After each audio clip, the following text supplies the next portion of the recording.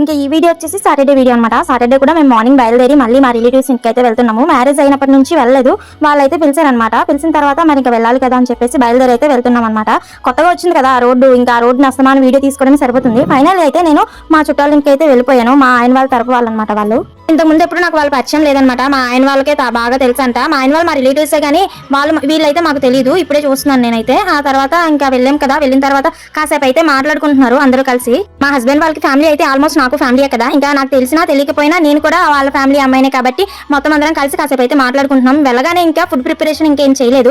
వరుసగా మా ఆయన వాళ్ళకి వదిన వాళ్ళు అవుతారనమాట. నాకైతే అక్క ఇంకేం చేస్తాం, ఇంకా ఫుడ్ ఏం ప్రిపేర్ చేయలేదు కదా, ఫస్ట్ నా చేతి వంట కూడా తిందరులే అని చెప్పేసి నేనైతే ఫలావ్ అయితే ప్రిపేర్ చేస్తున్నాను అనమాట. ఫ్యామిలీలో కలిసిపోయినప్పుడు ఇంకా అన్ని కలిసి చేయాలి కదా అని చెప్పేసి నా వంట కూడా వాళ్ళకి ఒకసారి రుచి చూపిద్దామని చెప్పి నేనైతే ఫలావ్ అయితే ప్రిపేర్ చేస్తున్నాను. అన్ని కోసుకొని సిద్ధంగా పెట్టేసుకున్నాను. మొత్తానికి అయితే రైస్ కూడా వేసేసుకున్నాను అనమాట.